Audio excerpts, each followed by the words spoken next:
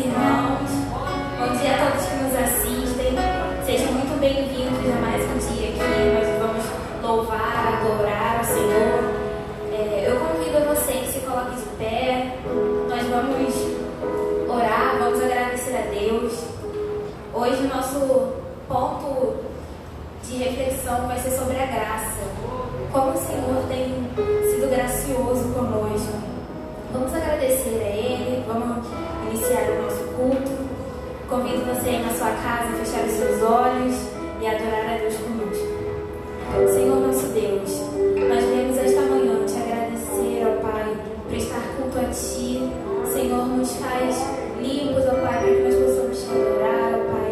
Nós não somos dignos de estar aqui, Senhor, mas a Sua graça veio sobre a nossa vida. E nós te agradecemos, ó Pai. Nós te agradecemos e não podemos retribuir tamanha graça, tamanho favor, tamanho amor sobre a vida de cada um de nós. Senhor, que este culto seja um aroma suave, Pai, a Ti. Receba a nossa adoração, Senhor, porque só Tu és Deus.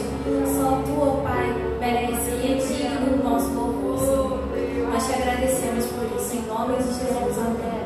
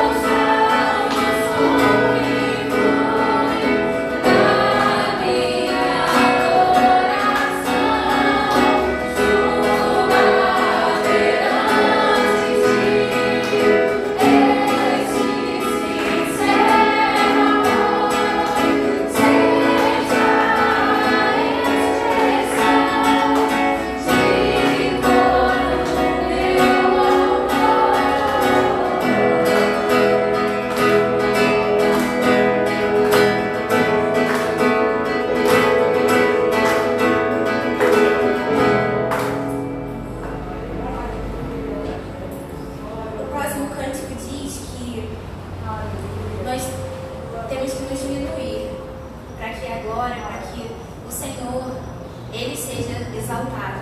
Então que o Senhor possa ser exaltado na sua vida, que a gente possa refletir sobre isso hoje. Quanto nós temos nos diminuído para que o Senhor resplandeça, para que o Senhor cresça nas nossas vidas.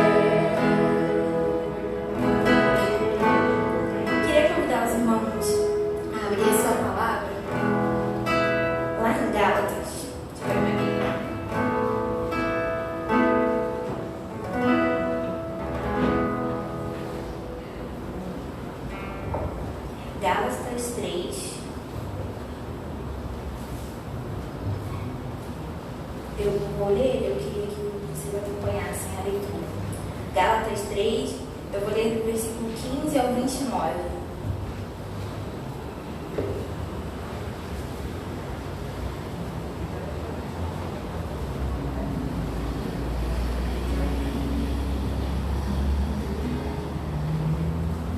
Gálatas 3, do versículo 15 ao 29. Vamos fazer responsiva, então, para que todos leiamos juntos. Eu vou ler os ímpares e os irmãos leiam os pares. Quem tiver com dificuldade, eu peço que o irmão do lado ajude. Irmãos, falo como homem, ainda que uma aliança seja meramente humana, uma vez ratificada, ninguém a revoga ou lhe acrescenta alguma coisa. Ora,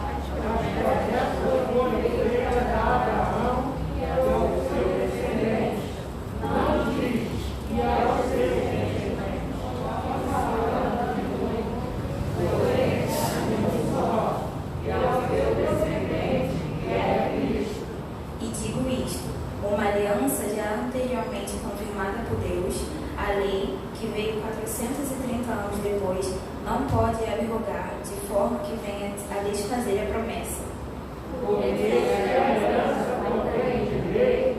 Já não decorre da promessa, mas foi pela promessa que Deus a concedeu gratuitamente a Abraão.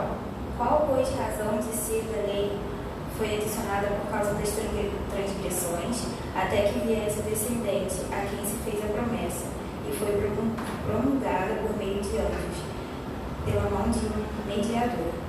Ora, mediador não é um, mas Deus é um. É porventura a lei contrária às promessas de Deus? De modo nenhum, porque se fosse promulgada uma lei que pudesse dar vida, a justiça, na verdade, seria procedente de lei.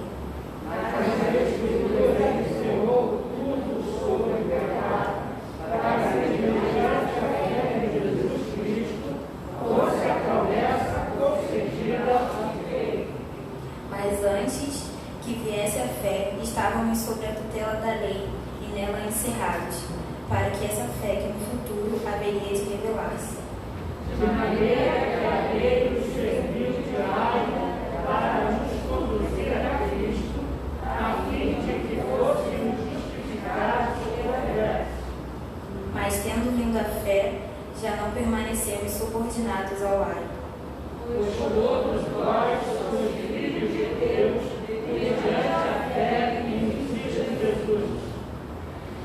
Porque todos quanto fostes batizados em Cristo, de Cristo vos revestistes. Não pode haver judeu, nem grego, nem escravo, nem rebelde, nem homem, nem mulher, porque todos vós sois um em Cristo Jesus. E sois de Cristo, também sois descendentes de Abraão e herdeiros segundo a promessa.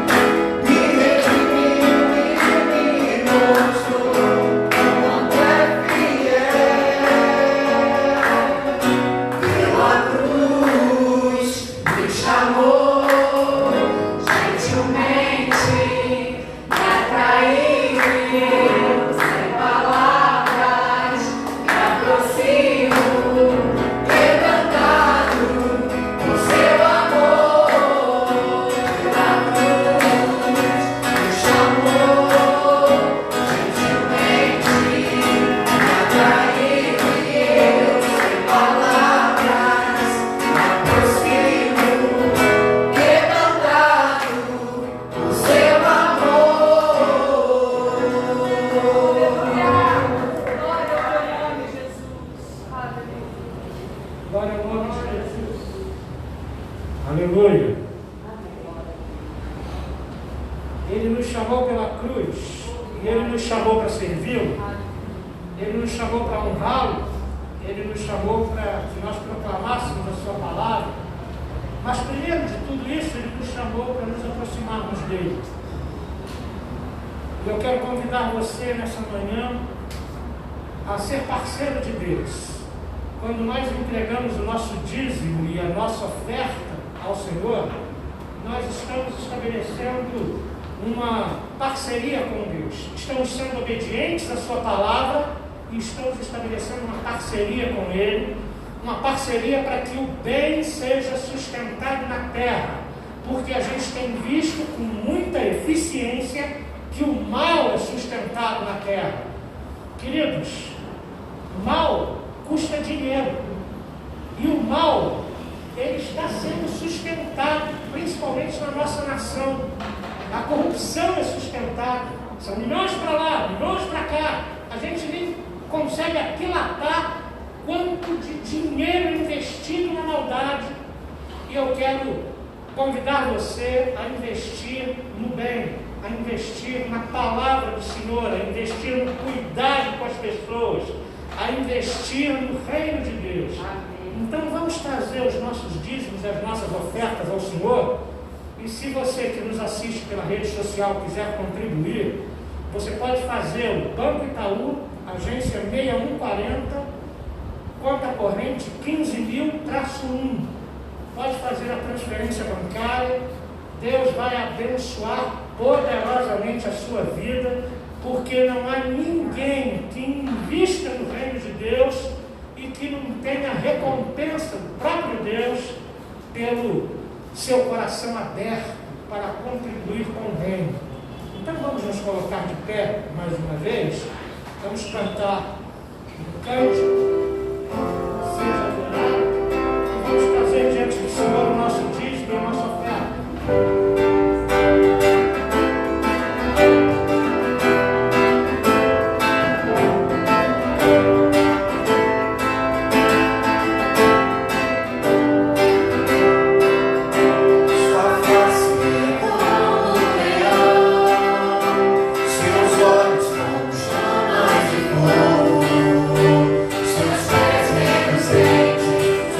Poderosas,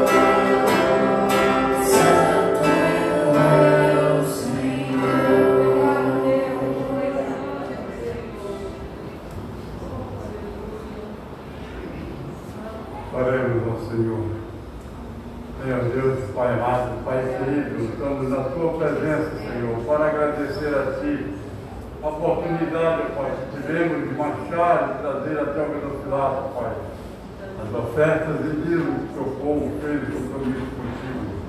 Agora pedimos a Ti, Deus, seja com cada um deles, abençoando, multiplicando, guardando e protegendo, livrando de todo mal. É tudo que eu venho te pedir. Agradeço a Ti desde já, em nome do Teu Filho amado Jesus Cristo. Amém. A igreja pode sentar. Você que está em casa, que participa conosco pela rede social, seja bem-vindo. Deus abençoe sua vida. Você participa deste culto de adoração ao Deus único, como se estivesse aqui conosco. É um prazer tê-lo participando conosco através aí desse meio tecnológico. Também são bem-vindos todos os que estão na casa de Deus, aqui presentes conosco.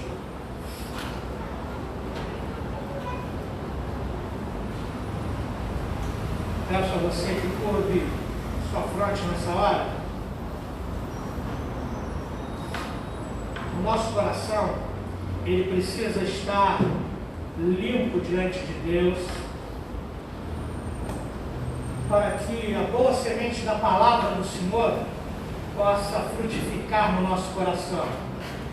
Então eu quero convidar você a colocar-se diante do Senhor nessa hora. Feche os seus olhos, eleve o seu pensamento para Deus e confesse a Deus os seus pecados. Eu vou confessar a Deus os meus pecados, porque todos nós pecamos, somos pecadores. Epístola de Paulo aos Romanos, capítulo 3, verso 23.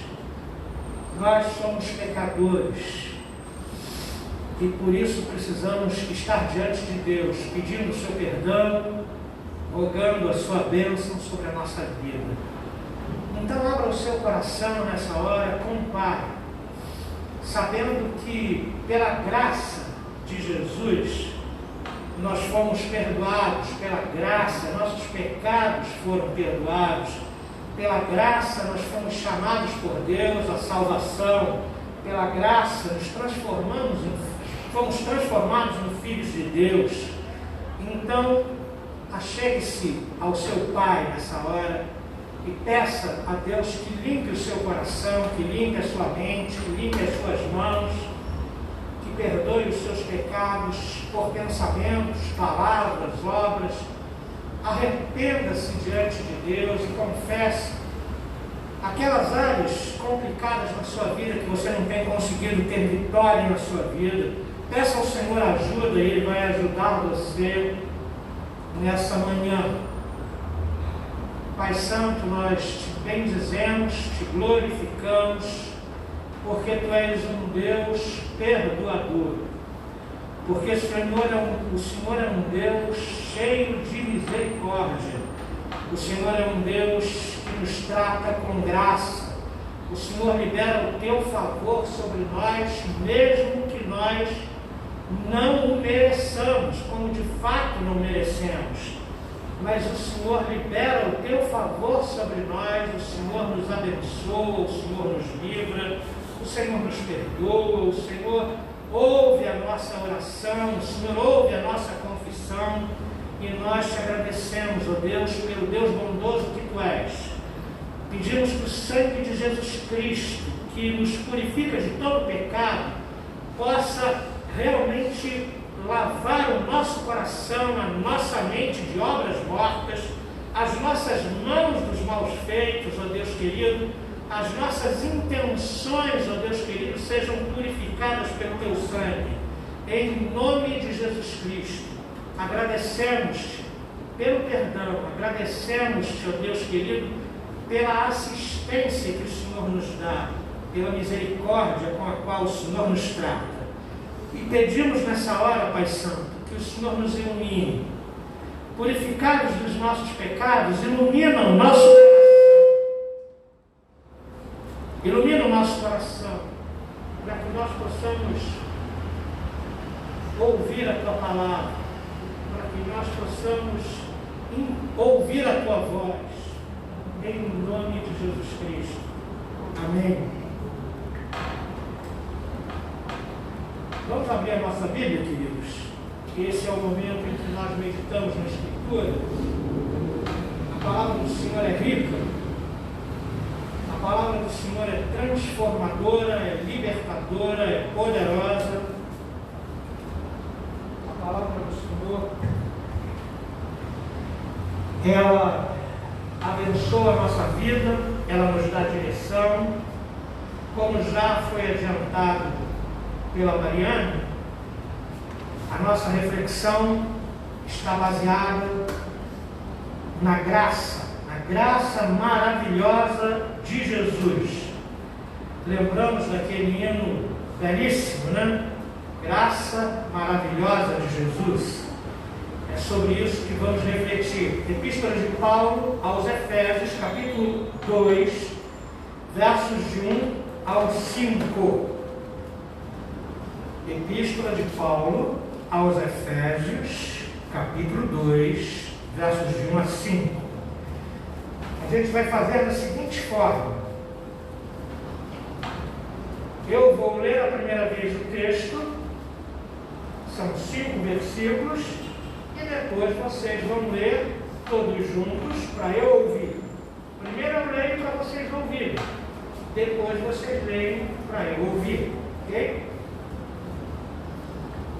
Carta de Paulo aos Efésios, capítulo 2, versos de 1 a 5, nos diz assim: Ele vos deu vida, estando vós mortos nos vossos delitos e pecados, nos quais andastes outrora, segundo o curso deste mundo, segundo o príncipe da potestade do ar, do espírito que agora atua nos filhos da desobediência, entre os quais também todos nós andamos outrora, segundo as inclinações da nossa carne, fazendo a vontade da carne e dos pensamentos, e éramos por natureza filhos da ira, como também os demais.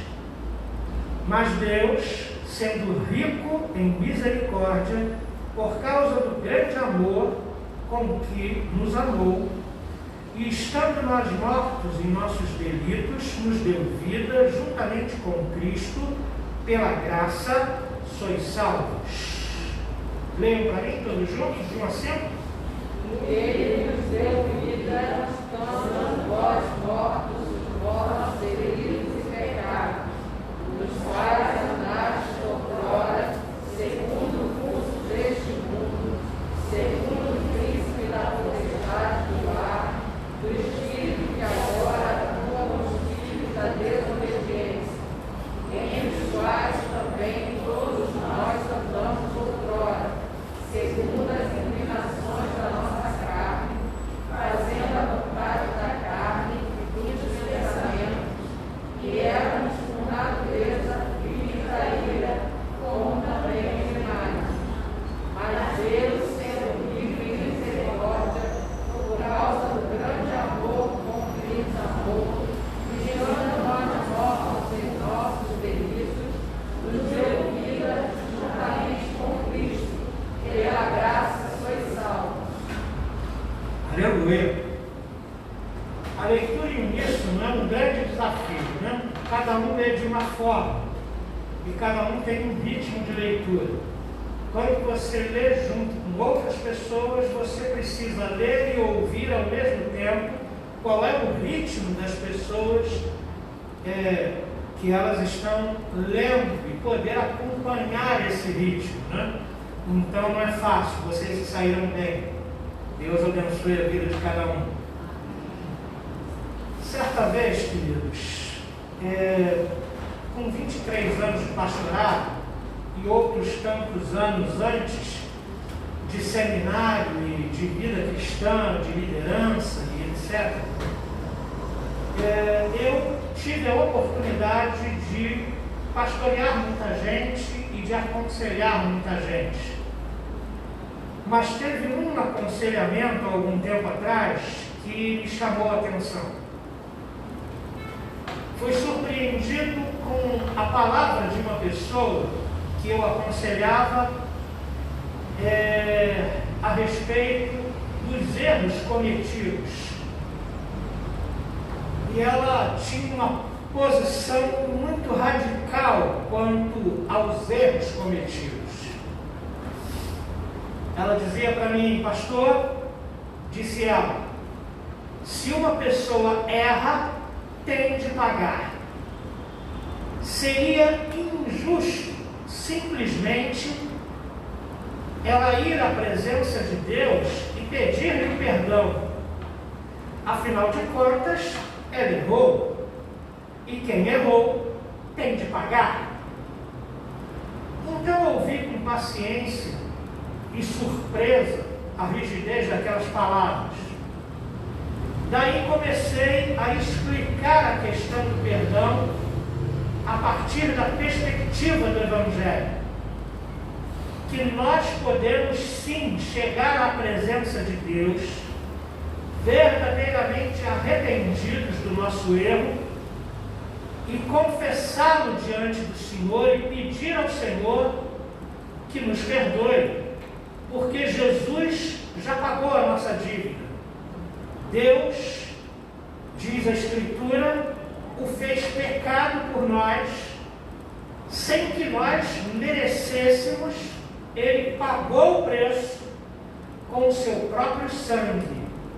Isto é graça. Recebemos um favor de Deus que não merecíamos. Isto é graça. Algumas pessoas são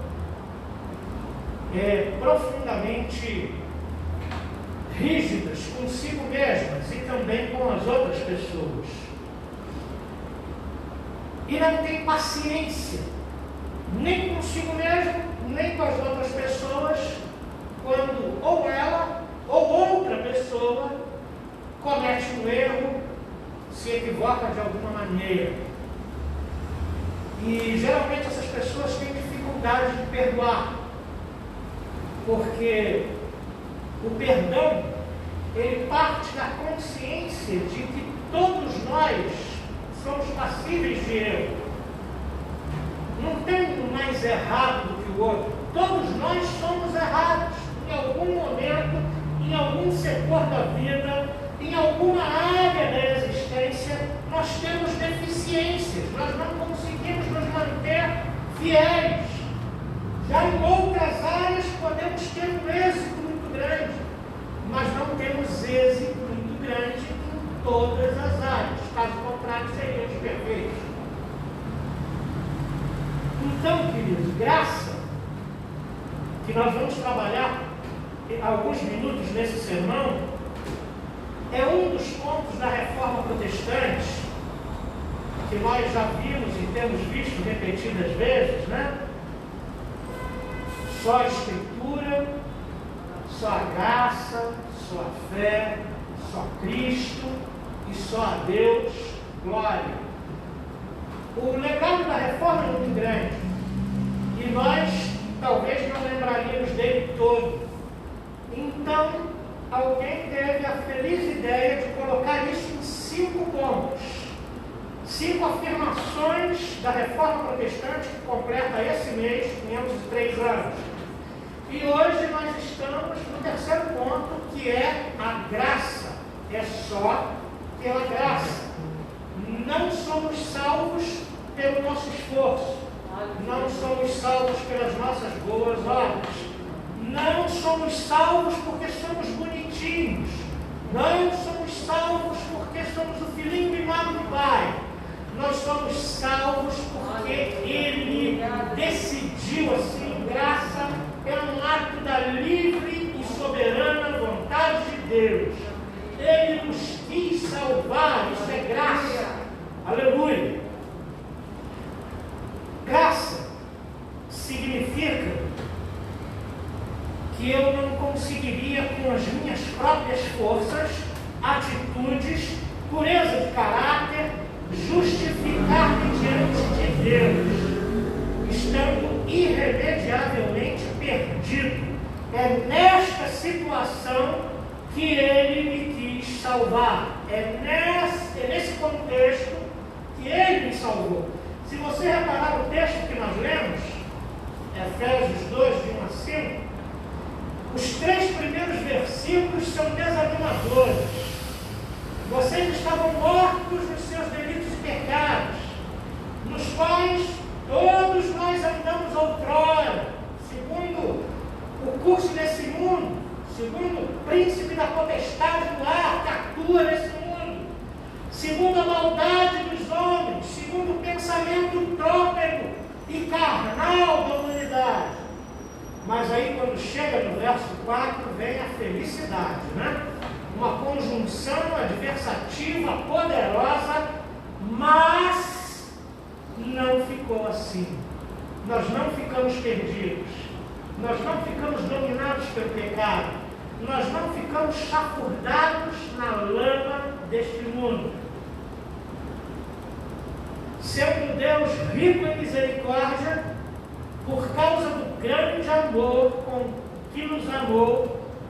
E aí então o apóstolo volta a pontuar no verso 5: estando vós mortos nos vossos delitos, Ele vos deu vida, Ele vos ressuscitou dentre os mortos e deu a vocês, deu a mim, deu a nós nova vida.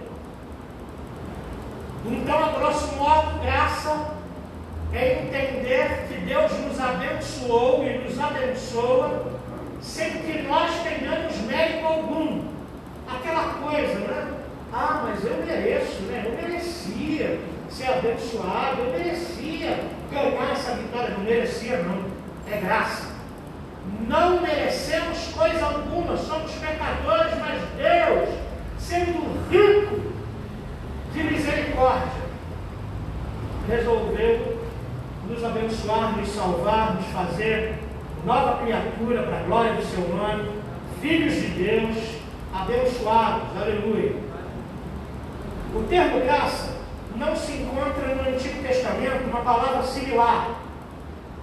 E aqui nós vamos discutir graça à luz da teologia bíblica, porque graça é um termo teológico.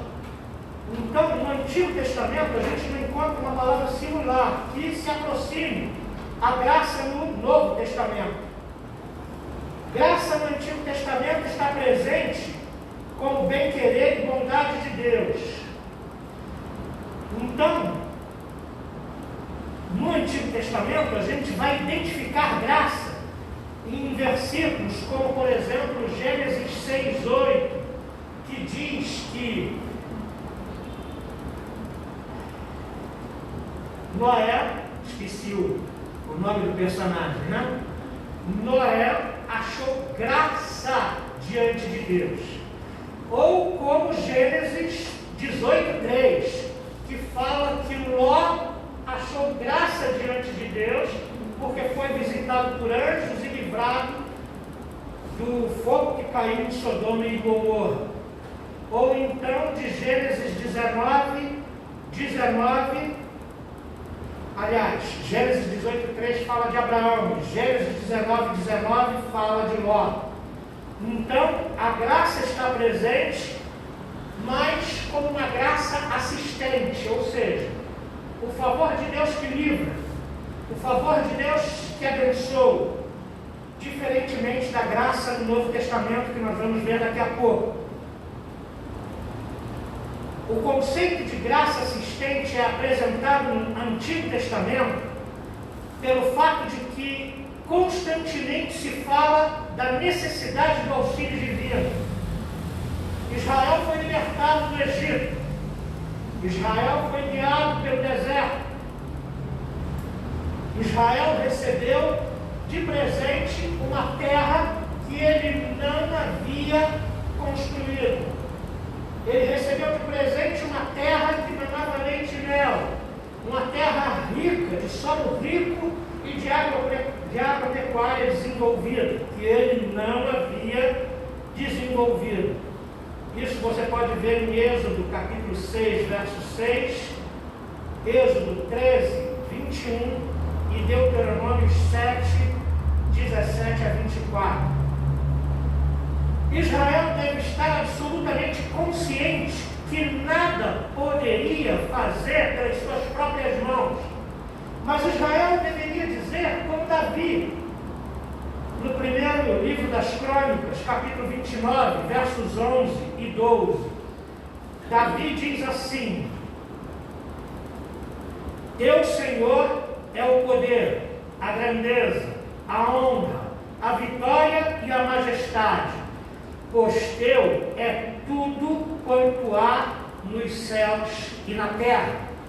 Teu Senhor é o reino, e tu te exaltaste por chefe sobre todos. Riquezas e glórias vêm de ti, tu dominas sobre tudo. Na tua mão há força e poder, contigo está o engrandecer e a tudo dar força. 1 Crônicas, capítulo 29, versos 11 e 12. Graça, queridos, é reconhecer que tudo vem de Deus e que nós somos dependentes dele e recebemos bênçãos sem precedentes da sua mão, sem merecermos quaisquer das bênçãos que recebemos. Então, você quer entender o que é graça? Graça está presente nesta oração de Davi, em 1 Crônicas, capítulo 29, 11 a 12. É um reconhecimento: tudo vem de Deus. A vida vem dele, o sustento vem dele, a bênção vem dele, a porta aberta e a oportunidade vem dele. E nós recebemos sem nenhum mérito. Ele simplesmente resolveu nos abençoar. Isto é graça. A necessidade da graça divina se mostra em dois textos chaves da Escritura Sagrada do Antigo Testamento. E eu peço que você veja aí na sua Bíblia, você que nos assiste em casa, você que está aqui presente, acompanhe, perceba aí na sua Bíblia, porque o texto se torna mais pujante no nosso coração quando nós temos contato visual com ele. O primeiro texto que fala de graça e de novidade de vida no Antigo Testamento é o do profeta Jeremias, capítulo 31, versos de 31 a 34, que promete uma aliança diferente da aliança do Monte Sinai. Na aliança do Monte Sinai, as palavras do Senhor foram escritas numa tábua da lei. A promessa de Jeremias 31 diz que as palavras do Senhor seriam escritas no coração das pessoas. E as pessoas então seriam fiéis ao Senhor, porque a palavra do Senhor lhes seria impressa no coração. O segundo texto no Antigo Testamento que fala dessa nova vida, fala da graça, fala de Cristo, é Ezequiel capítulo 36, versos de 25 a 28. Ezequiel 36, de 25 a 28. Descreve uma promessa de transformação interior. Deus purificará do pecado os que foram libertos do exílio. Irá conceder-lhes um novo coração, com um novo espírito, pondo dentro deles o seu próprio espírito, fazendo com que eles observem fielmente os seus mandamentos.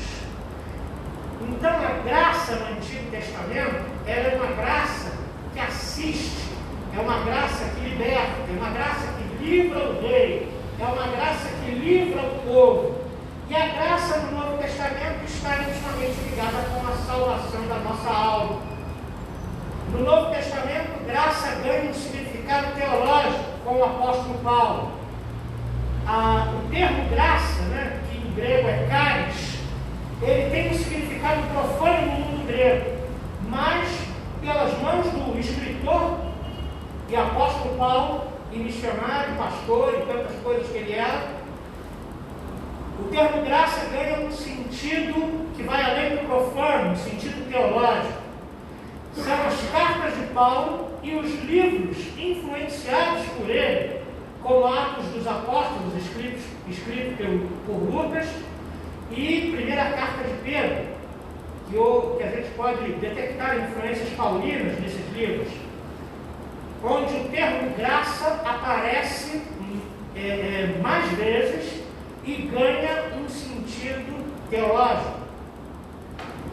Então, em 5 pequenas situações, entenda como a graça se aplica à nossa vida. Pela graça sois salvos, mediante a fé, isto não vem de vós, é dom de Deus. Não de obras para que ninguém se glorie. Efésios capítulo 2, versos 6 a 8. Deus nos quis salvar. Isto é um ato livre e soberano da graça de Deus. No Novo Testamento, graça é um conceito expressamente soteriológico, né? Difícil essa palavra, né? Soteriologia fala de salvação, ok? Então, quando eu digo que um termo é expressamente soteriológico, é um termo expressamente ligado à salvação, à nossa salvação. Quando se fala em graça, fala-se de salvação. Significa a absoluta prioridade de Deus na obra da salvação. Por sua livre vontade, por sua livre escolha, fomos salvos. Na polêmica teológica entre o judaísmo e o cristianismo nos tempos de Paulo, o termo graça, além de designar a origem da salvação, isto é, expressar a vontade salvífica de Deus ou o seu plano de salvação, no sentido em que a justiça das obras da lei são substituídas e abolidas pelo livre e espontâneo ato da vontade de Deus, ou seja, pela graça, privando a lei da sua força. Então, o que acontece? Até Jesus Cristo, as pessoas se esforçavam por cumprir a lei. E elas não conseguiam cumprir a lei. Porque o cumprimento da lei tinha que ser 100%, tinha que ser total. Como ninguém conseguia cumprir a lei 100%, ninguém poderia ser salvo pelo cumprimento da lei. Mas nós ouvimos, né? No texto devocional de Gálatas, capítulo 3, de 15 a 29, que a lei era apenas um aio, uma muleta, até que se chegasse a Cristo. Chegando Cristo, Ele cumpre a lei, e Ele encerra a lei, e Ele diz: eu vou salvar vocês com a minha vida, com o meu sangue. O meu corpo vai ser pregado na cruz, o meu corpo vai ser partido, meu sangue vai ser derramado, e vocês, à medida que crerem em mim, serão salvos. Então, queridos, a lei funciona até Cristo. Por favor, não caia na armadilha de algumas igrejas que andam por aí, igrejas que estão se judaizando, né? E elas dizem que você precisa guardar partes seletas da lei. Queridos, a lei se cumpre em Cristo, e o que é para ser cumprido da lei foi repetido por Cristo em Mateus 5, 6 e 7. Nada mais e nada além disso. Ok? Muito bem. Por graça, fomos chamados desde os tempos eternos. Segunda carta de Paulo a Timóteo, capítulo 2, 9. Você e eu somos amados de Deus há muito tempo atrás. Nós fomos chamados por Deus desde os tempos eternos. Aí você me pergunta: mas pastor, como pode ser isso? Eu nem era nascido. É verdade, nem você, nem seus pais, nem o pai dos seus pais, nem talvez ninguém na sua árvore genealógica tenha nascido e você já estava sendo chamado e amado por Deus desde antes dos tempos eternos. Segunda carta de Paulo a Timóteo, capítulo 2, verso 9. Por graça se estabeleceu a promessa de Deus na nossa vida. Romanos, capítulo 4, verso 16. Segundo a riqueza da graça de Cristo, nós possuímos a salvação. Efésios, capítulo 1, verso 7. Segundo a eleição da graça e por causa dela, ainda hoje existe um remanescente do povo de Israel que foi salvo. Romanos capítulo 11, verso 5. Pela graça sois salvos. Graça é salvação. Graça é favor de Deus que nós não merecemos, resgatando a nossa vida, colhendo a nossa vida deste mundo. Em segundo lugar, a vontade de Deus em salvar os homens não é algo abstrato, não é algo que fica no campo das ideias, mas é algo concreto. A graça fala do plano perfeito de Deus, desde antes dos tempos eternos. Esse plano perfeito se tornou manifesto, concretizado na pessoa de Jesus Cristo. Segunda carta de Paulo a Timóteo, capítulo 1, verso 9. Podemos dizer, queridos, que quando falamos de graça de Deus, falamos de salvação. Quando falamos de graça de Deus, inexoravelmente falamos de Cristo, da pessoa de Cristo, pessoa bendita eternamente, aleluia. A graça que está em Cristo Jesus, ela nos fortalece. Pode ver lá na segunda carta de Paulo a Timóteo, capítulo 2, verso 1. A graça de Cristo, ela nos põe de pé, ela nos fortalece. Paulo diz a Timóteo: fortifica-te na graça.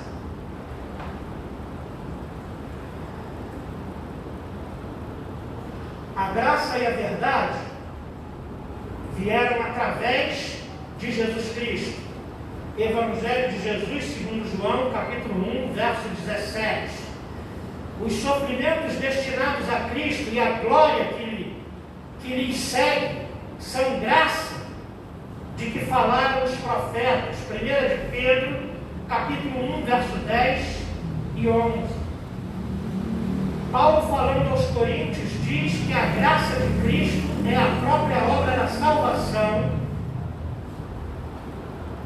em que Cristo, sendo rico, se fez pobre para que nós nos tornássemos ricos.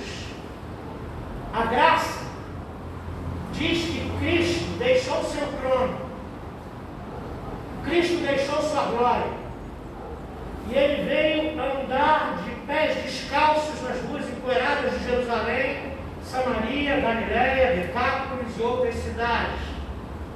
Ele se fez pobre.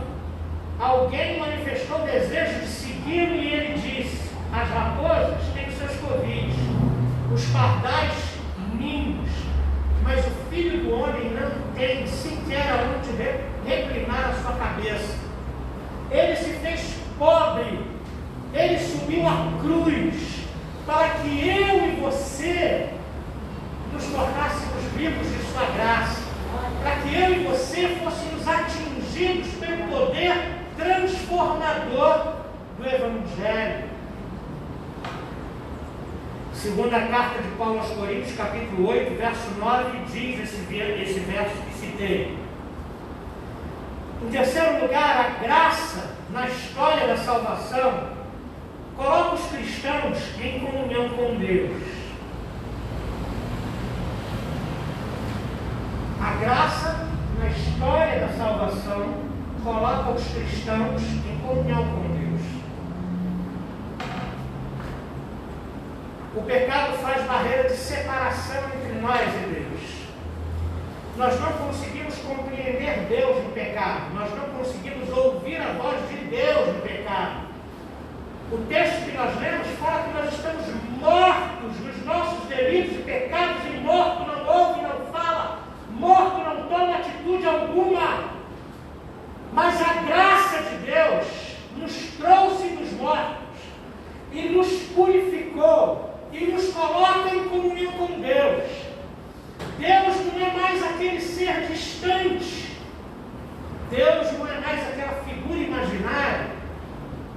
aquele ser que ninguém jamais viu. A graça nos coloca na frente do seu trono. A graça nos coloca diante da sua presença. A graça nos coloca em comunhão com esse Deus, através do seu Espírito que habita em nós. Pela graça, ou favor imerecido de Deus, nós fomos perdoados e libertos do pecado. Por isso o muro da separação que o pecado levantou, a graça derrubou. O véu que impedia a nossa entrada na presença de Deus, diante do seu trono, foi rasgado de alto a baixo por iniciativa de Deus. Nós podemos comparecer diante de Deus por causa do sangue de Jesus Cristo e receber as bênçãos de Deus como filhos na casa do Pai. A graça nos coloca em íntima comunhão com o Criador.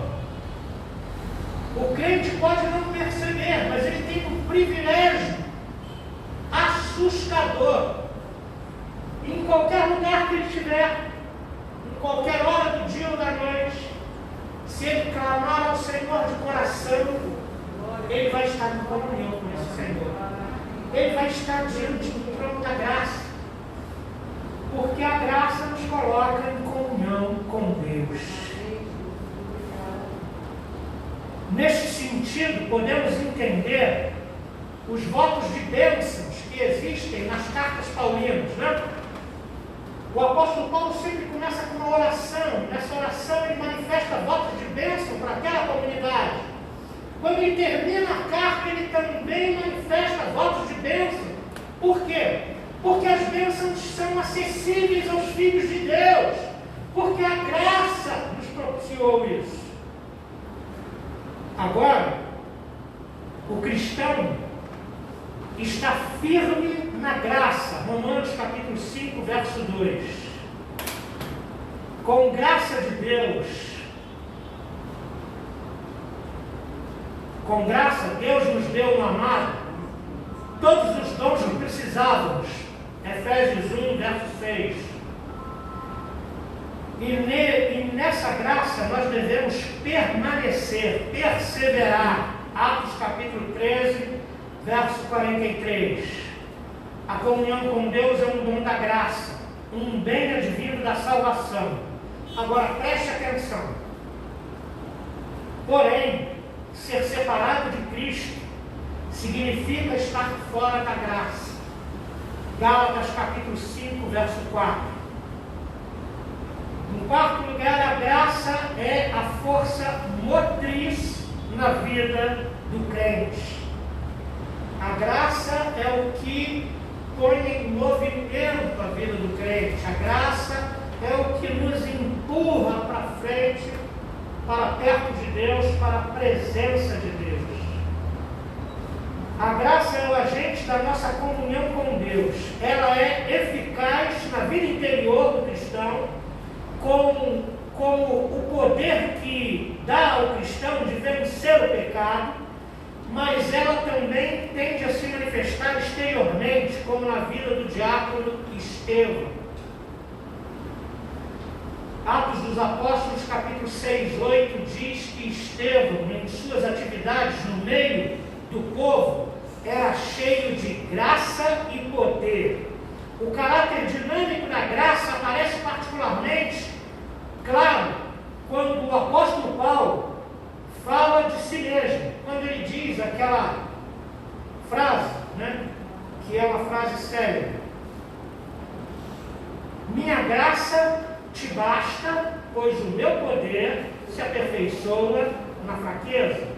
Essa frase foi dita pelo Senhor a Paulo quando Paulo questionou a respeito do seu espinho na carne, que pode ser uma enfermidade ou qualquer outra coisa que atrapalhasse o apóstolo.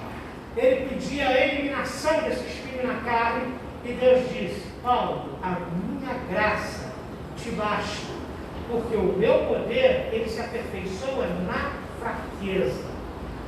Segunda carta de Paulo aos Coríntios, capítulo 12, verso 9.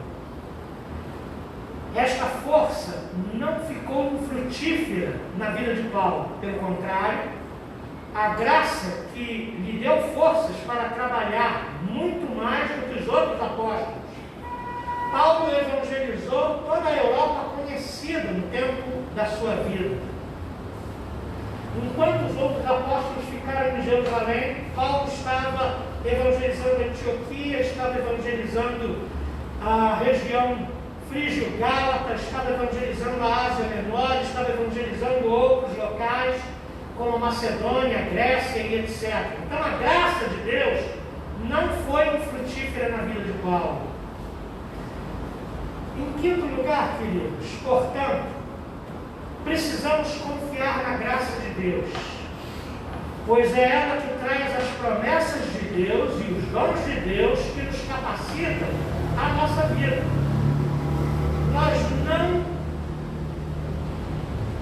Nós não fazemos as coisas pela nossa própria força ou pelo nosso próprio entendimento. A chave é confiarmos na graça.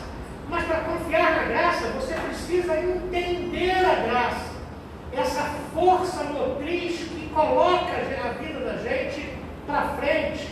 Essa graça salvadora que nos resgatou do império das trevas e nos transportou para o reino do Filho do seu amor.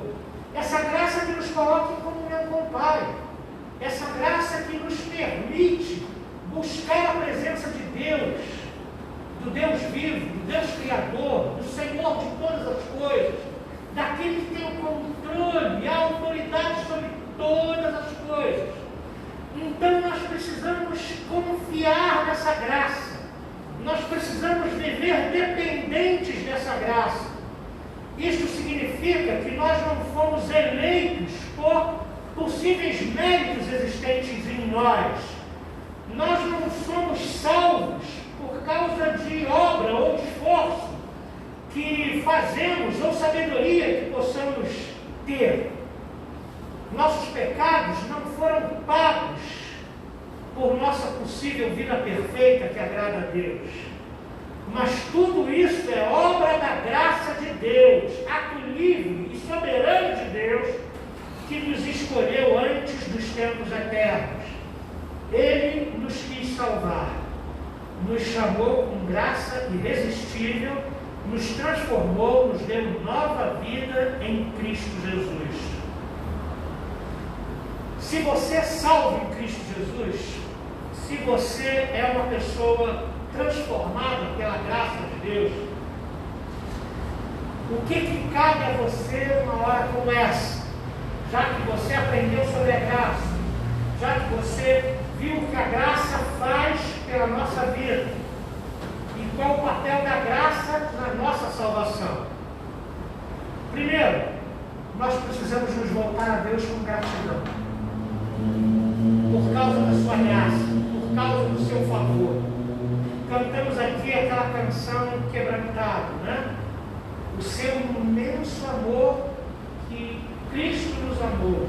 Ele nos aproximou dele, ele nos chamou, né, gentilmente, nos atraiu. Isso é graça. E nós precisamos nos voltar para Deus e reconhecer.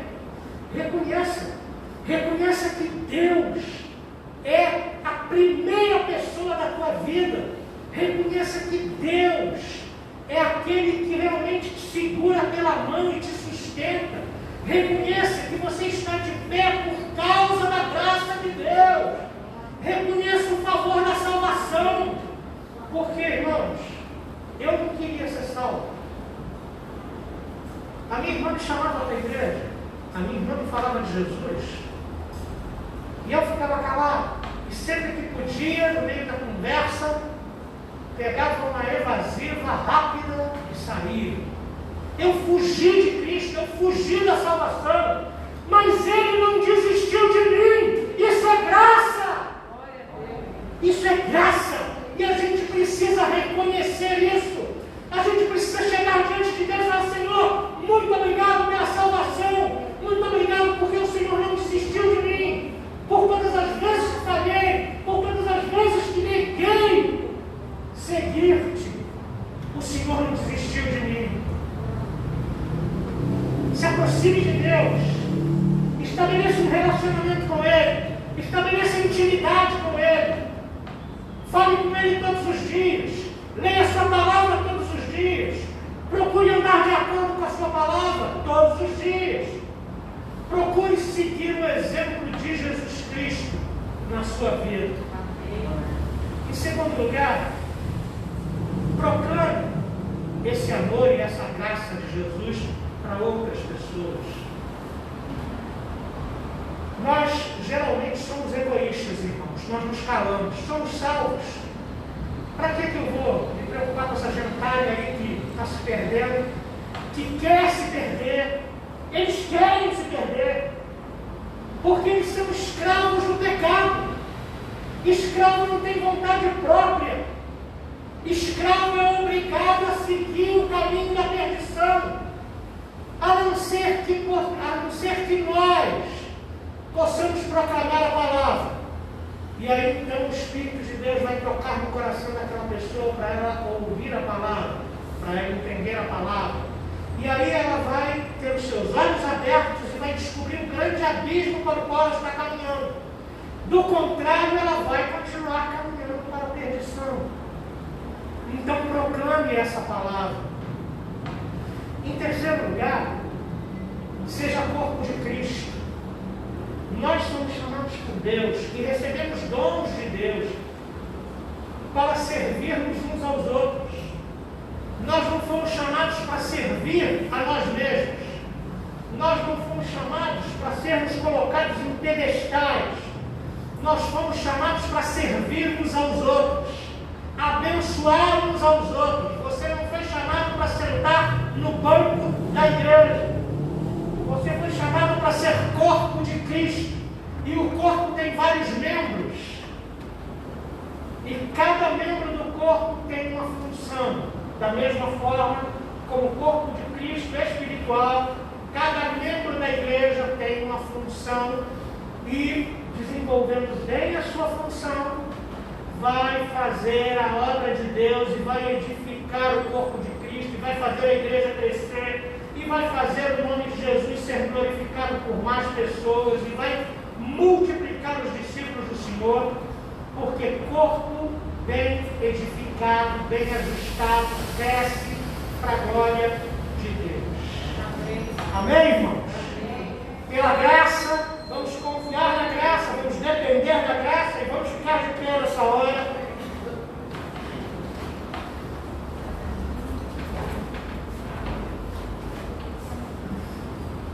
Se você tem um motivo para apresentar diante do Senhor nessa manhã, se você tem uma dor na sua alma, se você tem um parente que precisa de oração, se você tem um amigo que precisa de oração, acredito que todos nós temos, né, nesse tempo difícil.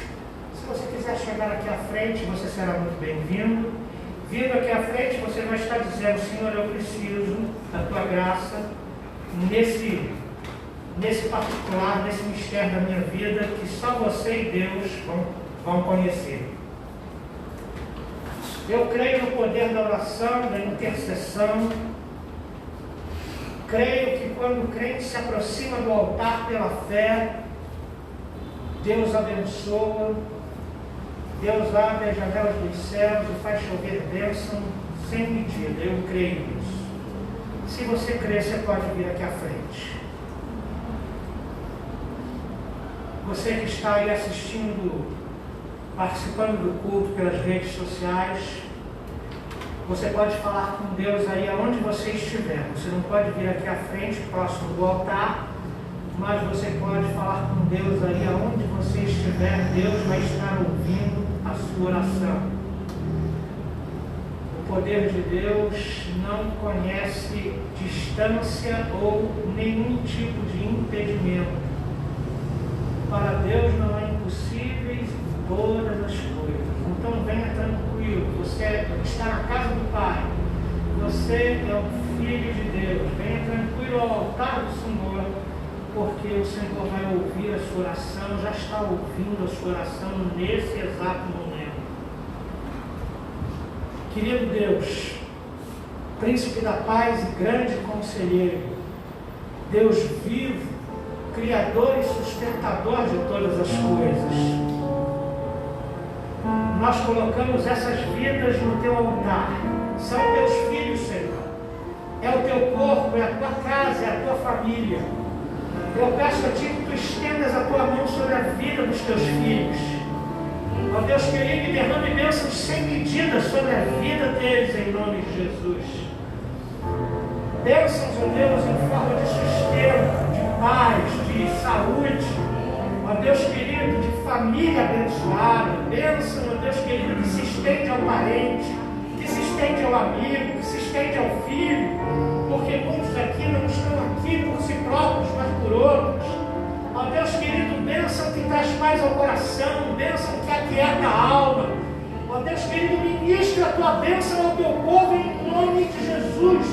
Nessa hora te suplicamos humildemente.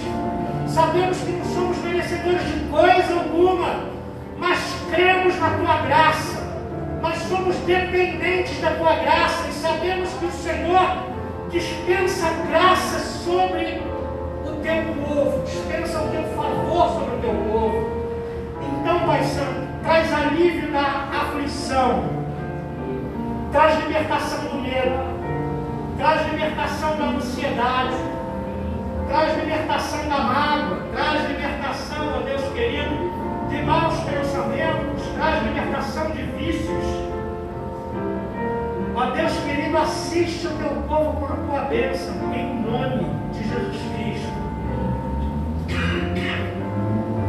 E nós, ó Deus, te agradecemos, porque a Tua palavra diz que tudo que pedirdes em meu nome, isto farei.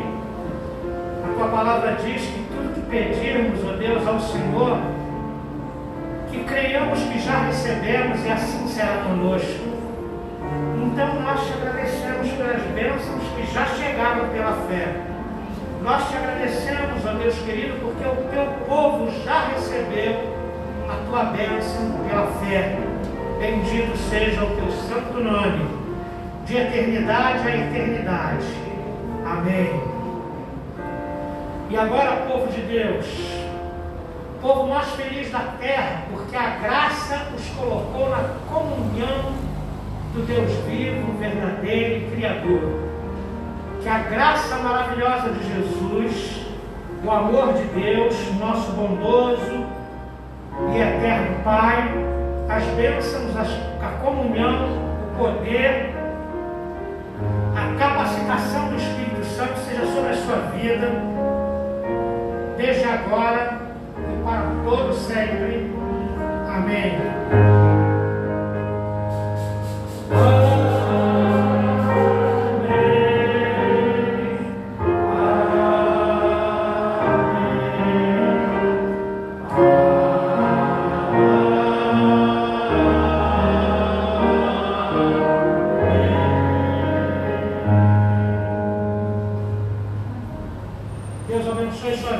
Você que nos assiste, você que está aqui, um domingo abençoado, para a glória de Deus, na comunhão do Senhor, debaixo da bênção do Todo-Poderoso. Deus abençoe.